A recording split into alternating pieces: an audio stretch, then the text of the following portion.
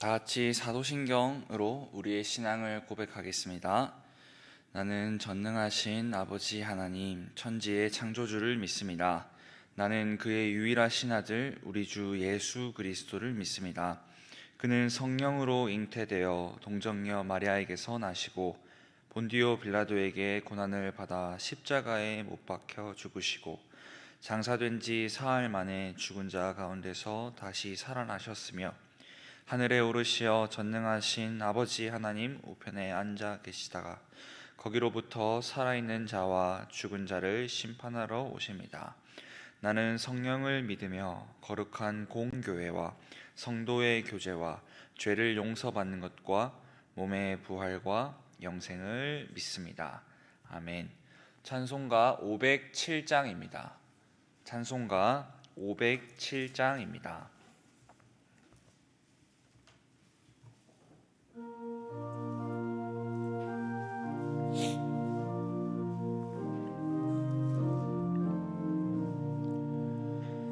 저 북방 얼음산과 또 대양산 오섬 저 남방 모든 나라 수많은 백성들 큰 죄악 범한 민족 다 구원 얻으려 참 빛을 받은 우리 고도라 부른다. 주 은혜 받은 우리 큰 대책 믿고서 주 예수 참된 구원 전하지 않으랴.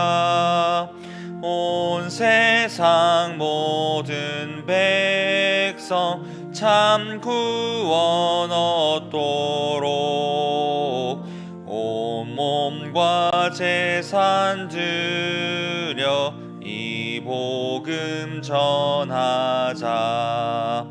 만왕의 왕 된 예수 이 세상 오셔서 만백성 구속하니 참 구주시로다. 저 부는 바람 따라 이 소식 퍼지고 저 바다 물결 따라 이 복음 전하자.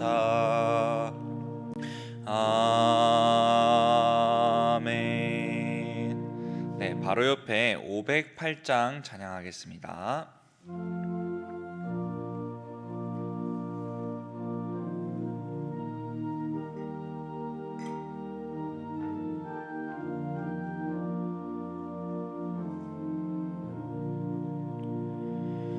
우리가 지금은 나그네 되어도 화려한 천국에 머자나 가리니 이 세상 있을 때 주 예수 위하여 끝까지 힘써 일하세.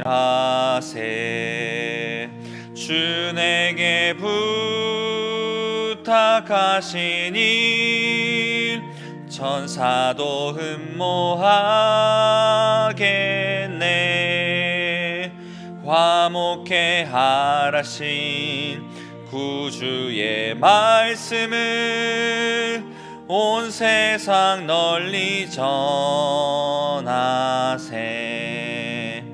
주 예수 말씀이 온 세상 만민들 흉악한 죄에서 떠나라 하시니 이 말씀 듣고서 새 생명 얻으라. 이 기쁜 소식 전하세. 주 내게 부탁하시니 천사도 흠모하겠네. 화목해 하라신 구주의 말씀을 온 세상 널리 전하세. 영생의 복락과 천국에 갈 길을 만 백성 알도록 나가서 전하세. 주 예수 말씀이 이 복음 전하라 우리에게 부탁하셨네. 주 내게 부탁하시니 천사도 흠모하겠네. 화목해 하라신 구주의 말씀을 온 세상 널리 전하세.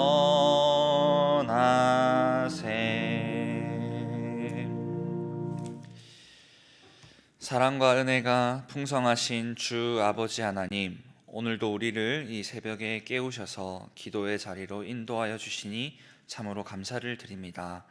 추웠던 날씨를 잠시 누구뜨려 포근함을 허락하신 하나님, 우리 성도들의 삶 가운데에도 주로 인한 은혜의 따뜻함을 허락하여 주시옵소서.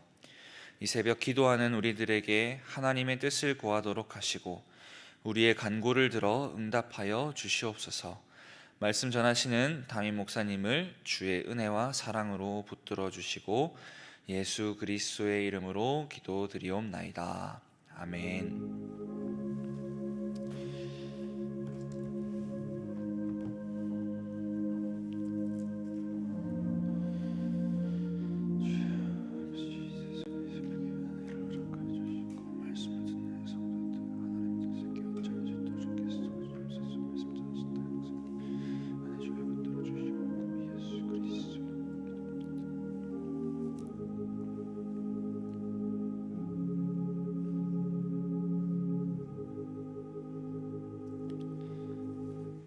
오늘 새벽 우리가 함께 나눌 하나님의 말씀은 요한복음 4장 1절부터 9절까지 말씀입니다. 요한복음 4장 1절부터 9절까지 말씀입니다. 제가 가진 성경으로는 신약 성경 148페이지입니다. 다 찾으신 줄 알고 우리 함께 말씀을 교독하고 마지막 절을 함께 읽도록 하겠습니다. 예수께서 제자를 삼고 세례를 베푸시는 것이 요한보다 많다 하는 말을 바리새인들이 들은 줄을 주께서 아신지라. 예수께서 친히 세례를 베푸신 것이 아니요 제자들이 베푼 것이라. 유대를 떠나사 다시 갈릴리로 가실새 사마리아를 통과하여야 하겠는지라. 사마리아에 있는 수가라 하는 동네에 이르시니 야곱이 그 아들 요셉에게 준 땅이 가깝고 거기 또 야곱의 우물이 있더라. 예수께서 길 가시다가 피곤하여 우물 곁에 그대로 앉으시니 때가 6시쯤 되었더라. 사마리아 여자 한 사람이 물을 기르러 왔음에 예수께서 물을 좀 달라 하시니 이는 제자들이 먹을 것을 사러 그 동네에 들어갔음이로라. 사마리아 여자가 이르되 당신은 유대인으로서 어찌하여 사마리아 여자인 나에게 물을 달라 하나이까 하니 이는 유대인이 사마리아인과 상종하지 아니함이로라. 아멘.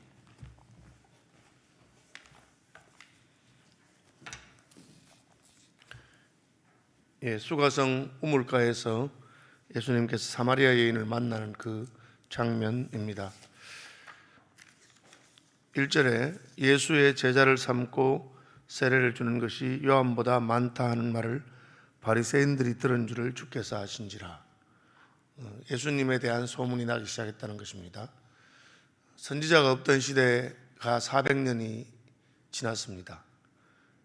신구약 중간기라고 하는데 말라기 선지자가 나타나서 복음을 전하고 그 이후로 400년 동안 선지자가 없었습니다.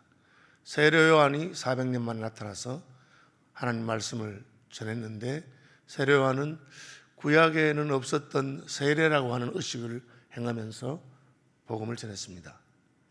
그래서 사람들의 관심이 전부 다 세례 요한에게 갔고, 세례 요한이 어떤 사람인가? 하나님이 보내신 선지자인가? 혹은 하나님이 약속하신 메시아인가? 그런 말들이 돌았던 때입니다. 심지어 바리새인들도 세례 요한한테 왔다가 책망을 들었습니다. 외식한다고. 너희들이 세례 받으러 온다고 하면 실제로 삶을 고쳐야 되는데 외식한다, 그렇게 꾸지람 듣고 바리새인들은 굉장히 기분이 나빴을 것입니다. 왜냐하면 바리새인들은 자신들이 잘 믿는 사람으로 실제로 열심히 했고요, 종교적인 열심히 있는 사람들입니다. 그러나 하나님께서는 겉으로 열심이 아니라 실제로 그 마음이 깨끗해지는 것을 원하셨기 때문에 금만 이렇게 꾸미는 것, 그것을 회칠한 무덤이라든지 잔내 그릇에 금만 깨끗하게 하고 그릇 안은 더러운 그런 것으로 꾸지람하신 것입니다. 그랬는데 이제 요한이 세례를 주는 것을 따라서 예수님이 세례를 주기 시작했습니다. 그러니까 이게 뭐지? 바리새인들이 생각할 때는 이게 지금 요한 한 명만 해도 그런데 또 다른 사람이 나타나서 세례를 주는데 심지어 요한보다 더 많이 세례를 준다고 합니다. 그래서 바리새인들이 이걸 저 예수라고 하는 사람이 누구냐? 그렇게 생각하고 예수에 대해서 여러 가지 논란이 있었던 것을 알 수 있습니다. 어제 말씀드린 것처럼 예수님이 세례를 준 것은 요한의 세례를 인정하신 것입니다. 요한의 사역을 자신이 이어받았다고 하는 것을 보여주는 것입니다. 그런데 숫자를 가지고 그렇게 바리새인들이 신경을 쓰는 것을 예수님은 이게 지금 자기가 지금 십자가에 죽으실 때가 아닙니다. 예수님은 하나님의 때에 대해서 아주 민감하기 때문에 예수님께서 십자가에 돌아가시기 전에 제자들을 양육하신다든지 온 유대와 갈릴리를 다니시면서 하나님 나라의 복음을 전가하신다든지 하실 일이 있었습니다. 그래서 자꾸 자기 이름이 거론되고 여러 사람들 앞에서 요한보다 더 많은 세례를 준다, 그런 말이 들리는 것 때문에 예수님은 다시 갈릴리로 돌아가셔야 되겠다고 생각했습니다. 이것을 신학적으로는 메시아의 은닉이라고 하는데, 예수님이 메시아시면은 사람들이 많이 모이면 좋고 특별한 것을 드러내면 좋겠다, 그렇게 생각하는데 예수님은 그렇게 생각하지 않고 하나님의 때가 될 때까지 그냥 조용히 물러가 있는, 자기를 스스로 소문을 내거나 드러내지 않는 그런 모습을 보여줍니다. 2절은 관로가 되어 있는데 예수께서 친히 세례를 베푸신 것이 아니라 제자들이 베푼 것이라. 이 관로가 되어 있는 것은 이제 신약의 사본을 많이 모아서 사본을 비교하면서 우리가 오늘 보고 있는 이 성경 본문을 결정하는데 어떤 사본에는 없다는 것입니다. 혹은 사본에 있긴 한데 이것은 후대 사본이라서 원래 처음에 성경에는 없었는데 누가 주석을 달았을 가능성이 있는 겁니다. 후에 첨가되었거나 확실하지 않다는 겁니다. 모든 종류의 사본에 다 있으면 그냥 있는데 빠진 것이죠. 그럼 빠졌는데 왜 이렇게 넣어놨느냐? 그것은 예수님 다음 세대나 혹은 후대 사람들이 생각할 때 예수님이 요한보다 세례를 준 사람이 많다는 건 사실은 예수님이 직접 준 거 아니고 제자들이 준 것까지 포함해서 그렇다, 그런 것입니다. 의미는 무엇입니까? 예수님은 누가 세례 주는가가 중요하다고 생각하지 않은 것입니다. 우리 생각할 때는 요한에게 세례를 받았다, 예수님에게 세례를 받았다, 혹은 내가 더 많이 세례를 주었다. 똑같은 내용이 바울이 말합니다.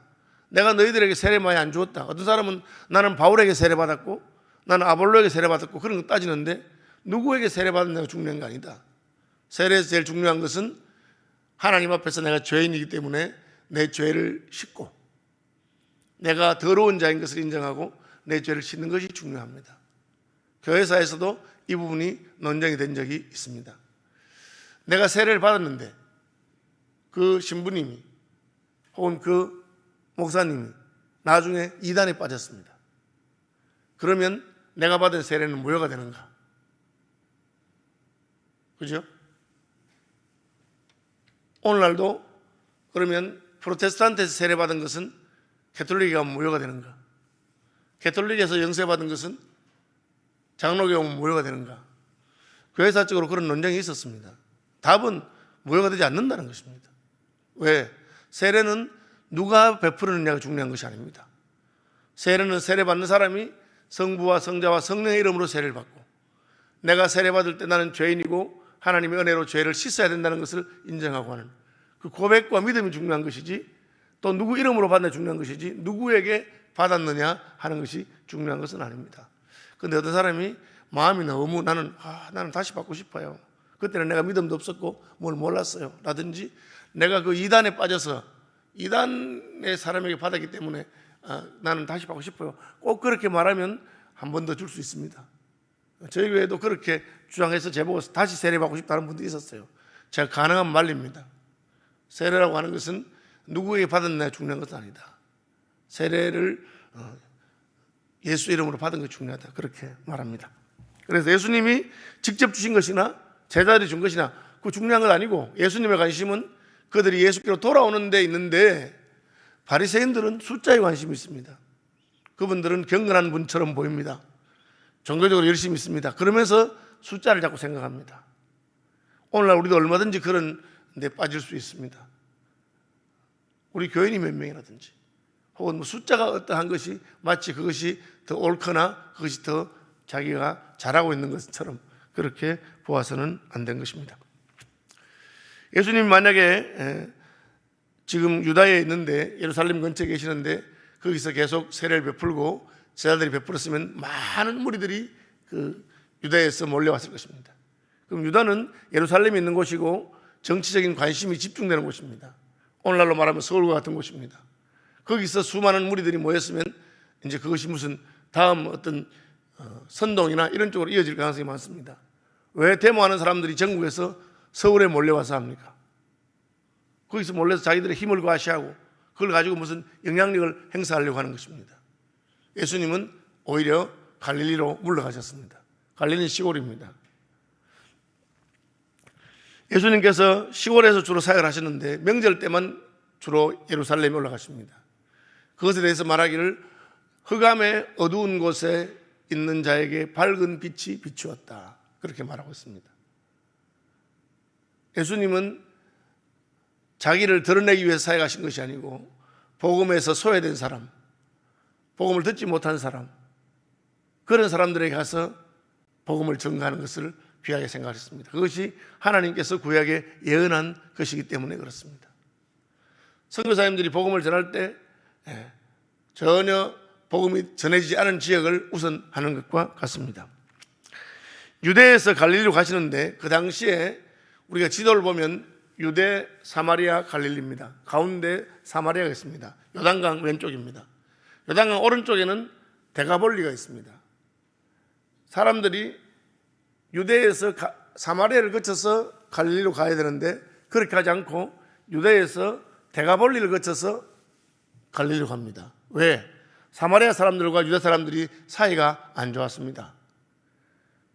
사마리아 사람들은 혼혈이 되었기 때문에 아수르와 바벨론이 유대인들을 포로로 잡아가서 혼혈이 되었기 때문에 유대인들 마음속에는 저는 부정하다, 더럽다, 아브라함의 후손으로 피가 정통적이지 않다, 그런 생각하고 있었습니다.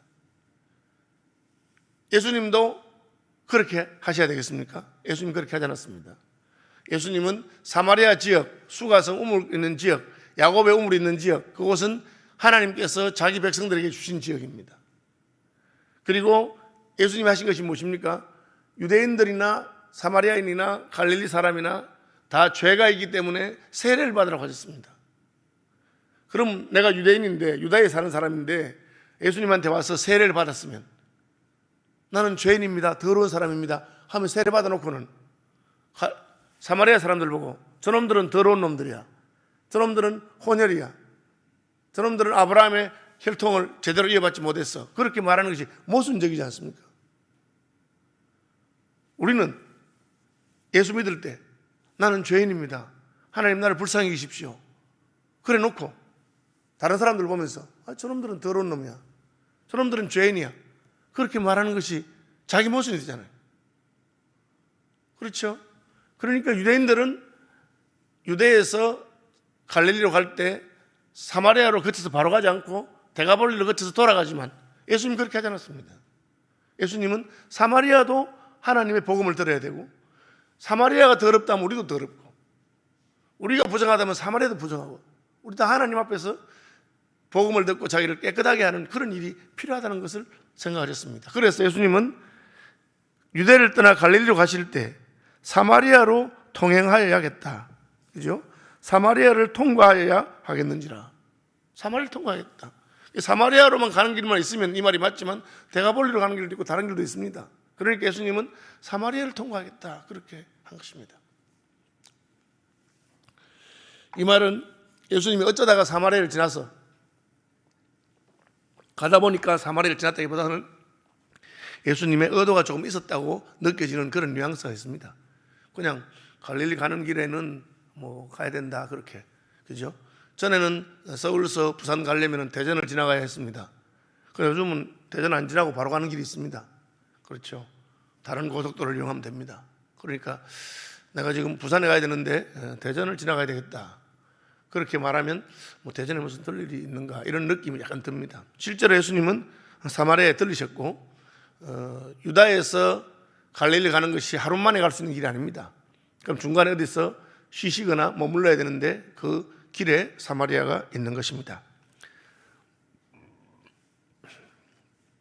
저는 어떤 분이 쓴 이렇게 간증인가요? 그걸 봤는데 이분이 이 사마리아로 통과해야겠다는 말씀을 읽고 그렇게 우신 거예요. 그래서 물어봤습니다. 왜 우시느냐고. 그러니까 이렇게 말했습니다. 저는 시골에 자라서 어릴 때 그 모깃불 피우면서 자랐는데, 한 번은 이제 모깃불에 넣으려고 이렇게 나무 등불 같은 거 이렇게 잘라낸 거 가지고 넣었는데 보니까 거기 개미떼가 다 붙어 있는 거예요.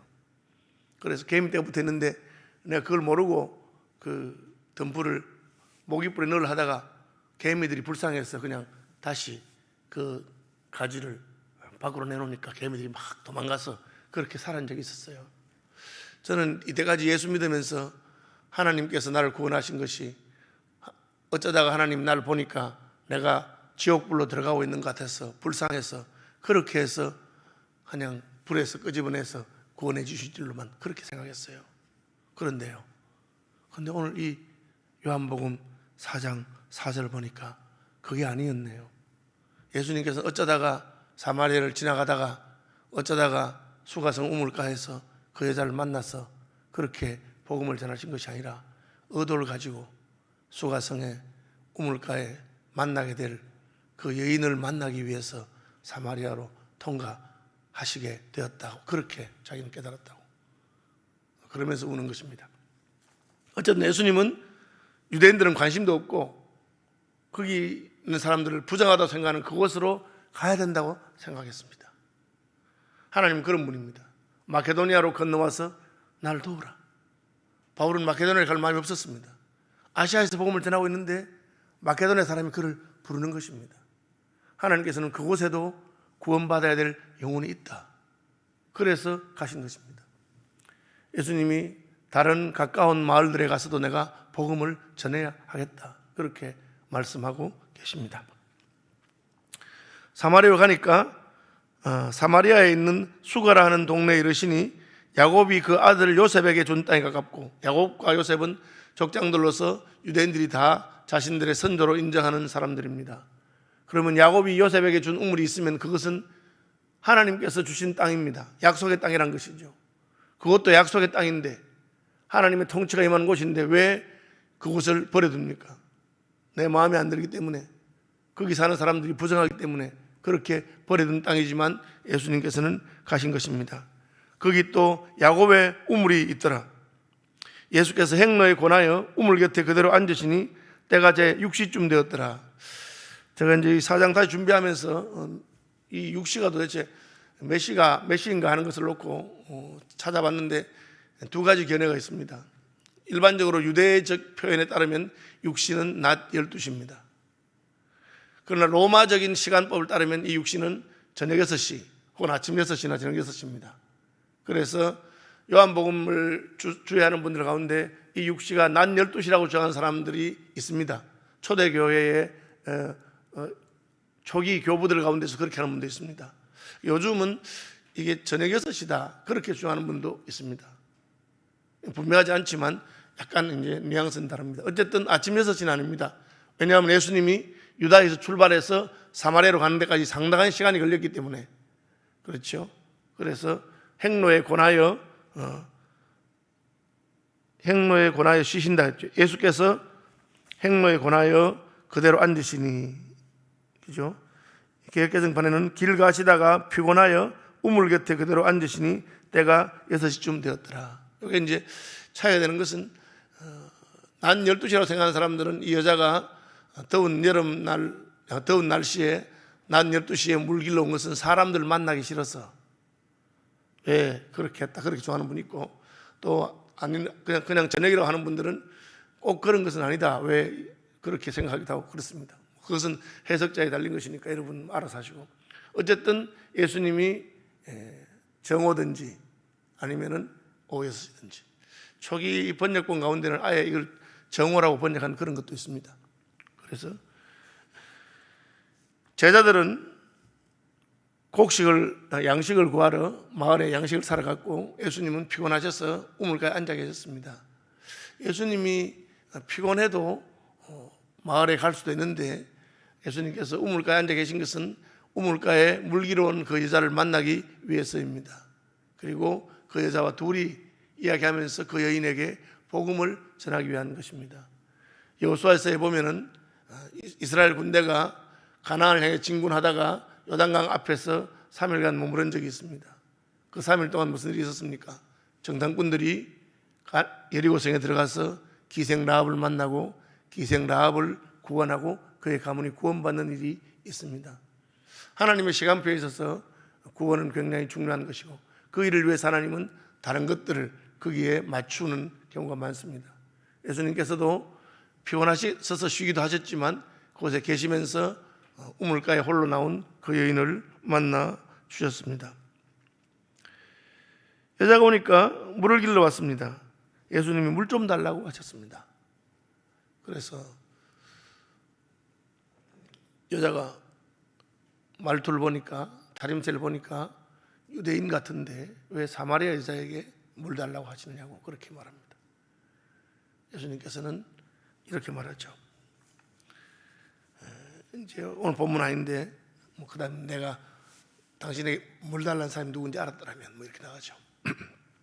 여기서 우리가 알 수 있는 것은 문화적인 차이, 혹은 나하고 익숙하지 않은 사람, 혹은 내가 볼 때는 구원받지 못할 것 같은 사람들, 그런 사람들을 우리가 차별하고 그렇게 해서는 안 된다는 것입니다.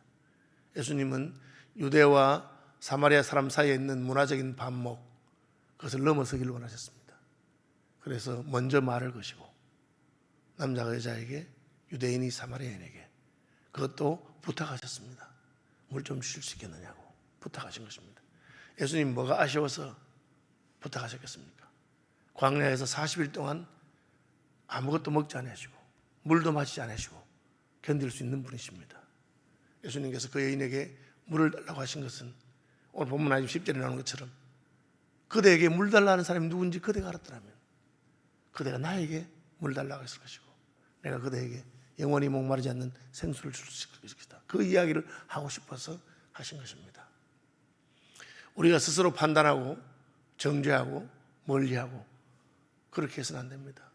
그런 우리 마음에는 영 하나님과 관계가 없고 멀어 보이는 사람들 가운데도 하나님이 선택한 백성이 있고 하나님 그들도 사랑하기 때문입니다.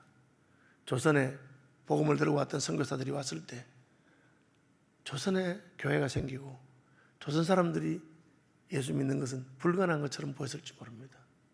그러나 예수님의 마음으로 왔기 때문에 하나님께서는 한국 땅에 이렇게 복음이 흥황케 하는 은혜를 주신 것입니다.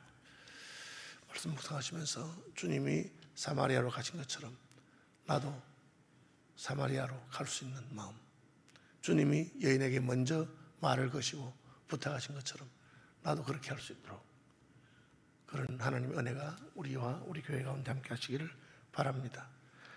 하늘에 계신 우리 아버지, 아버지의 이름을 거룩하게 하시며 아버지의 나라가 오게 하시며 아버지의 뜻이 하늘에서와 같이 땅에서도 이루어지게 하소서.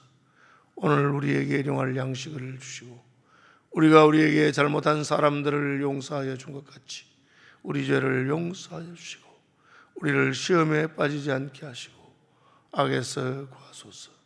나라와 권능과 영광이 영원히 아버지의 것입니다. 아멘.